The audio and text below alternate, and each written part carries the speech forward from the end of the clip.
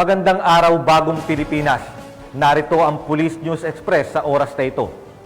Pinuri ni Chief PNP Police General Romel Francisco Marbil ang kapulisan sa kanilang patuloy na pagbibigay serbisyo para sa mamamayan, lalo na sa panahon ng krisis. Ito ay kaugnay sa panalalanta ng Bagyong Christine sa rehiyon ng Bicol at Calabarzon na ikinasira ng mga kabahayan dahil sa matinding pagbaha at malakas ng buhos ng ulan, kung saan higit 4,000 ang na-deploy upang magbigay tugon sa pangangailangan ng mga residente, gaya na lamang ng agarang paglikas at rescue operations. Samantala, sinabi ni Police General Marbil na makakatanggap rin ng tulong pinansyal ang mga PNP personnel at kanilang mga pamilya na naapektuhan din ng bagyo. Sinisiguro naman ng pambansang pulisya na patuloy silang maghahatid ng serbisyo publiko upang mapanatili ang kaligtasan ng mga mamamayan, lalo na sa panahon ng sakuna. Anyway, ito po yung katotohanan. Bakit po ako kinakabahan? It's only my first time na nakita ko po yung talagang dedication ng mga pulis natin. You know, that's really something else. Na yung mga pulis natin, nauna muna ang buhay ng iba, kaya buhay nila at buhay ng pamilya nila.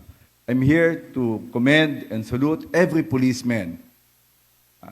Every time you go out,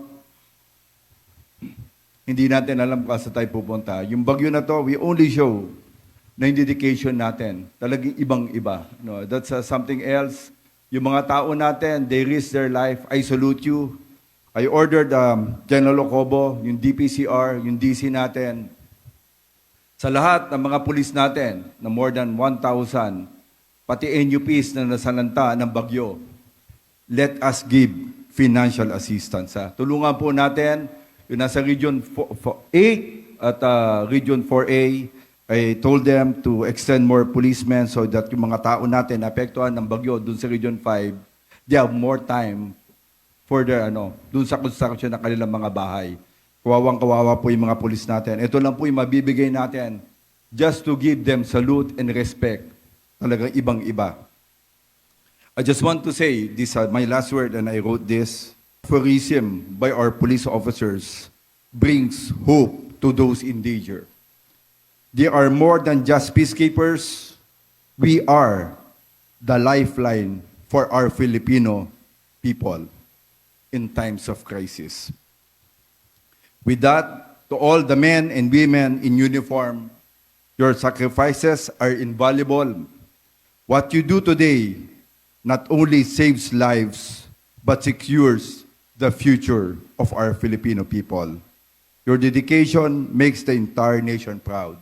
So ating mga pulis natin, every time na lumalabas po tayo, ang isipin po natin, dito po sa serbisyo ng pulis, it's always public service that counts most. Again, sa bagong Pilipinas, ang gusto ng pulis, ligtas ka. Maraming salamat po. At para sa iba pang napapanahong balitang pampulisya, laging tumutok sa Police News Network, alagad ng batas, tagataguyod ng balitang pulis.